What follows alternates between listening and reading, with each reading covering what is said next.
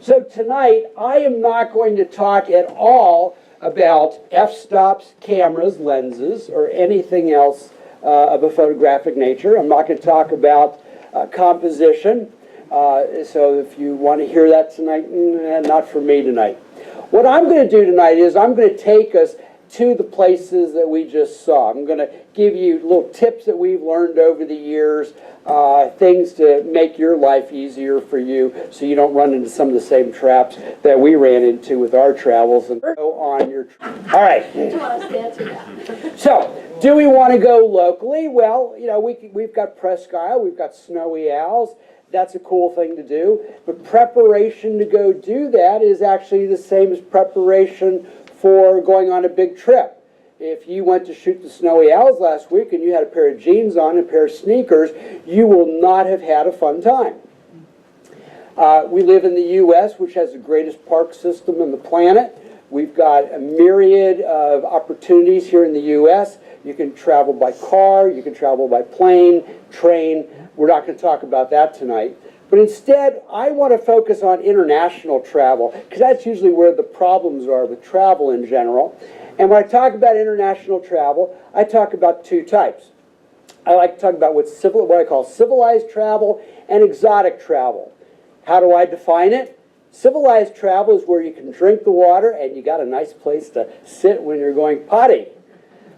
Exotic travel is you don't drink the water and you may be sitting on squatting over a hole that smells like, well, we shall leave that unattended.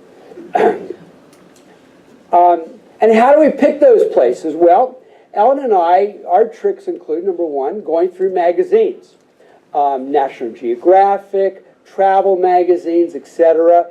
$15 will get you a year's subscription to Nat Geo, and you can see with the greatest photographers in the world where they go to shoot. And they go to places that we can go to. You know, their places are not always that exotic. Ellen and I bumped into Nat Geo photographers in some of our travels, and so that's a great way to do it. For us as photographers, you probably want to focus more on the photography magazines to get ideas of where to travel. Our favorite is Outdoor Photographer. Ellen knows a number of the photographers that contribute, and they show places in the United States as well as internationally. There are other international photo magazines that you have access to online. For example, Zinio. If you've never seen it, it's a magazine website. You can subscribe to different magazines, or you can do what most of us do, and that would be just go get a cup of coffee and go sit up at Barnes & Noble and flip through the magazines. In the back of the magazines, you're going to find a lot of good information about places to travel, such as workshops and photo tours. In other words, you're going to see things in the front, go to the back, and you can find out, well, how do I get there? Who can maybe help me get there? I'll give you some ideas. Other places to go include the web and blogs. So popphoto.com, they've got a site that tells you the 25 best places to photograph. That is a great resource. I will tell you that we have gone through lists like this and we have picked places to go travel, because when a site like this tells you it's the best, usually it is. For example, number one on the list is right in Maine, so that's an easy trip if you want to do that. I think Facebook has become one of the best places to look for places to travel. And we have a couple of places that we have gone to or are going to, because we've befriended many of you, and many of you have befriended photographers, and we're on these big lists. And photographers, the professional photographers, use this as a way to advertise what they have, but also gives you a chance to see what's out there. So, for example, we're going to Calgary next month because a friend of Ellen's posted pictures on Facebook showing some beautiful scenic shots that we're going to go do. There's also what I like to call the domino effect. Now, don't forget that not only is there a computer, but there's also what's called face-to-face. And face-to-face is where you get to talk to people. Here we are up in Churchill. We're all in a confined area. And what do? Well, we talk photography. And this person pulls out their laptop and they say, ooh, look where I've been. And then they pull out their laptop, and the next thing you do, you're writing, well, okay, how did you get, where is that? And it's great. And then you go to those places, and then you meet more like-minded people, and that's where you get your domino from. There's also what I like to call the eeny, meeny, miny, mo approach to photography, and we actually did that. So a few years ago, we had a trip to France planned out. We got over to France. We found out, number one, the photos we wanted weren't there, and number two, the hotel had bed bugs. Not fun. Checked out, and I said, Ellen, just pick a spot. And we had a GPS, and we just picked spots, and we went and had a great time. One of the best trips we've done. Now, what I'd like to do is I want to take you through an example of how we kind of plan a trip and what we do. And I asked everybody a number of months ago to give me an idea of how long could you be gone for and what would you spend for a photo trip. So I've tried to make this within that realm. So what we're going to do is we're going to look at plan a week trip.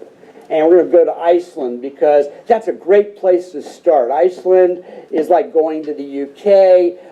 No, they don't speak, the English is not the primary language. Icelandic is everybody speaks English in Iceland, so it's just like traveling at home. So, we've got a spot picked out where we want to go, and the first thing I do before we travel is I want to make sure it's a safe place. You want to go to the State Department website and you want to make sure it's okay. Recently, we looked at some photos. We said, this looks really great. Went, found out where it was, went to the State Department website, and the name of the place is right there on the website as don't go there. So we immediately decided we weren't going to do that. When you plan a photo trip, you want to plan it during the best time for light and the best time for photography. And we'll talk more about that in just a minute. What we saw was the photos that we wanted in Iceland were mainly summer shots. Now, if some of you were at the NFRCC conference a few months ago, we had a speaker, and he looked at the group and he says, well, I don't look at other photos before I go to a place because I want to, I don't want it to taint. Well, I'm just the opposite. Our opinion is, well, heck yeah, I want to see what I'm getting into, what's available, and is that going to be worth my taking time and spending money to go on a big trip? So when we did that, we saw the photos were summer photos we wanted to do. When you travel, there are different ways to travel. One is you pick a workshop. Workshops are the most expensive way to travel, but they're easy. Somebody else has done the work for you. You say, they say, we're going here, meet us here. Everything's taken care of. Your food, everything's taken care of. They show you where to put your tripod. They have the best time of the day you're out there. A workshop usually is going to run from before sunrise to well after sunset. You are going to be spending a lot of time. It's very, very tiring, but it's an amazing thing, but they're very expensive. The photo tour, which you'll see online, photo tour is not as expensive as a workshop. A photo tour is where they're going to take you somewhere, but you've got to know how to use your own equipment. You've got to know how to run your computer. You need to know nuances of photography. They're going to tend usually not to teach you much of that.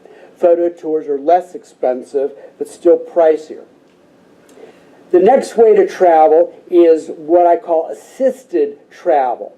And that's going to be, and that's what we did here in Iceland, that's where a travel agent at the location is going to set up a trip for you. They're not going to be there for you, physically, but they're going to set up your car, they're going to set up all the details, and you go on the trip. That is a very cost-effective way to travel, and what you also want to do is, when you do that kind of trip, is send them examples of the photos you want to take. Like, we'll send photos and say, here's what we're interested in, and the guy will say, oh yeah, he'll write back, oh yeah, I know where that is, that's a secret spot, here's how you get there, it's a good way to find places.